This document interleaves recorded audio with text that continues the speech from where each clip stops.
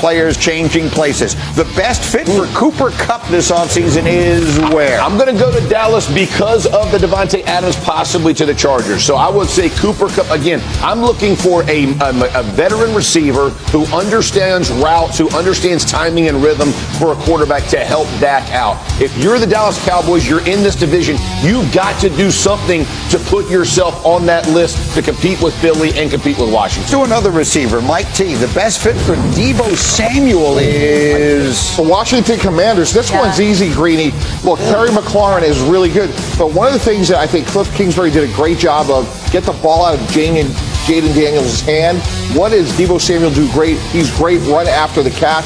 I think he's a great complement to what they already do there, and hopefully that's a fit when it comes to the salary cap and the contract. I was thinking Steelers for him. That's a great. I do like that fit though in Washington. Let's go all receivers here. Kmart, the best fit for T. Higgins next year is... Selfishly, I want to see him with the Chiefs. Oh. You know why? Bad blood between these two teams, and if the Bengals don't want to pay up for T. Higgins, listen, the Chiefs, I understand they have Patrick Mahomes, but they need to give him another receiver. Yes, a guy who can go up and get contested ball. This is the guy that they need. Can he play tackle? Yeah, I can't. I was going to say, Greeny, it's a good idea, but I have legislation pending in the state of Kansas that the only thing they can do is sign offensive linemen. So that's a violation of the new law. Here's the thing about Higgins is he said he might take less to stay in Cincy. That blew my mind. I'm like, well, I love him in Kansas City. Put it on my GM hat. That's contextual. Is that like 5 cents, $5? Like what's less? It's $1.50. I'll go. Yeah. $1.50. That's all I'm saving. It's one of the very important dominoes that will fall. It is. And probably pretty soon. Let's close the loop on the NFL's head coaching hiring cycle. Yesterday, Kellen Moore in New Orleans officially hired by the Saints. So he wins the Super Bowl there on Sunday, and then he's back to take over the new team. He was the Super Bowl champs offensive coordinator, of course. Under his leadership, Philly had the 7th-ranked scoring offense during the regular year, had 16 touchdowns and 1 turnover in 4 playoff games. So what does this mean? It means it's going to be another interesting offseason for Jalen Hurts. A new play caller, a new offensive coordinator. That is nothing new for him. What you see on your screen, I'm going to give you a moment to digest this. It goes back to his freshman year at Alabama. Quite literally every single year since then, he has had different people calling his plays in his ear, designing his offense. This will be his 4th different play caller in his last 4 seasons with the Eagles. One might argue that makes it all the more remarkable that he's had the success that he has. When players in that situation fail, and they usually do, we use that as an excuse. So what do we say about Jalen that he has managed to overcome something that would have derailed a lot of other young careers? Dare I say elite? Absolutely. Not only has he done it, he's been to the Super Bowl twice, won one, and played extremely well in the other. So when you're thinking about what Jalen Hurts has done, it's absolutely incredible. Green, I'll give you a stat. The last 3 years, Philly averaged 27 points a game. That was with Steichen, 26 with Kellen Moore, and 25 with Brian Johnson.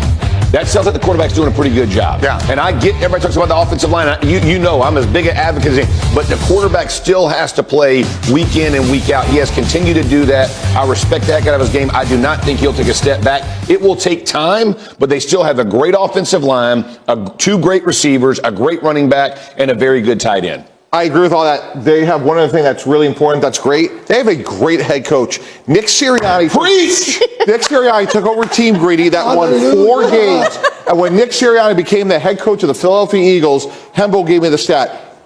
Jalen Hurts has started 4 games. So at some point, we have to go by the facts. And the facts are Nick Sirianni and Jalen Hurts are a great tandem, and they're both great in their respective roles. I'm not saying it's Reed and Mahomes yet, but they are on that trajectory. And look, Nick Sirianni hired Shane Steichen. He hired Kellen Moore. He deserves credit. So I agree. I understand there's different offensive coordinators, but there is continuity relative to the head coach. And Sirianni, can we give him credit for the tush push? I know Himbo and I, the greatest, the most unstoppable play in football created in Philly. Yes. God, that just makes me happy. I respect you, bro. Thank you. I've been fighting all season. Where for you this. been? That's what I'm saying. So I was gone one day. One day. And it says here, that Kmart is the CEO of the Jalen Hurts fan club. Now, I believe I'm the one who named you the president of the Jalen Hurts fan club quite some time ago. Yeah. So I'm not sure when you were upgraded to CEO. Was there a board meeting that I missed on the Assistant Choir Board approval?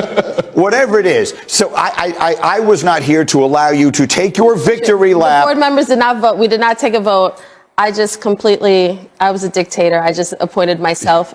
You have been on Jalen Hurts' corner at times when others have not been. What do you say today? Because to me, what we saw, he's clutch. Yeah. And I think a lot of times people kind of like nerd out a little bit with the stats. No offense, Hemo. But I think there are other intangibles that you can't quantify. So while Jalen Hurts, while you might say like, he's not as talented or athletically gifted or as special dynamic as some other quarterbacks, in the biggest moments, he has shown up. I understand last year their entire team fell off a cliff. But what we see is when he's against Mahomes, he has outplayed Mahomes both of those times. And it's a credit to him. I think that's the context, that graphic that we showed. Every single year, he's played with 11 different offensive coordinators, and he's still managed to be the type of leader behind the scenes and then in the game that team requires. And that's why I'm not worried about him. Greedy, something else really matters here, and we're going to get into the draft season and all these quarterbacks, and we use this expression all the time. The tape sets the floor. The character sets the ceiling. He is the son of a high school coach. Mm-hmm. He has got O-line coach. He has gotten better. O-line coach. He has gotten a lot better throwing the football, and that's why he won in the second round. They had Carson Wentz and gave Carson Wentz a massive extension. Yeah. Jalen Hurts has earned all his success because he has worked at his craft. I want to go back to something that Kmart said about being clutch. They played almost 30 games, one-score games. They've won 23. They've won 80% of their one-score games. Every time that happens with the Chiefs, we give full credit to Patrick Mahomes. Mm-hmm. Every time. But we don't do the same for Jalen Hurts, man. You win 80% of one-score games, your quarterback's doing something right. That is clutch. It's a narrative world, right? So weird things happen. What happened was 2 years ago, this week, he played that great game in the Super Bowl and they lost. And the narrative was he's about to become the best quarterback in the league, right? It's going to be Mahomes and him. And then things didn't go that way for whatever reason. I don't know. We have to wait for the book to come out on what actually happened last year. Like the whole team, offensive, defensively, took a massive step back. And so then what does the world do? We overreact. Oh, he's not that good at all. Yeah. Oh, but Josh is way better. Lamar is way better. Unless you got a mouse in your pocket. Don't include the three at this table. Fair enough. We all stayed strong. You know what I mean? Don't we it. I don't collective wheeze. No, sir. Let's play a game of fill in the blank. Jeffrey, I will start with you. Cowboys Nation, get ready because we have a major trade rumor that could change everything for Dallas. What if I told you the Cowboys could land a former Super Bowl MVP caliber wide receiver for next to nothing?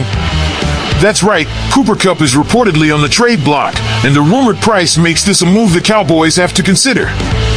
But is Kupp the missing piece for Dallas, or would this be a risky gamble? We're breaking it all down, so hit that like button, subscribe if you love Cowboys content, and let's talk about it.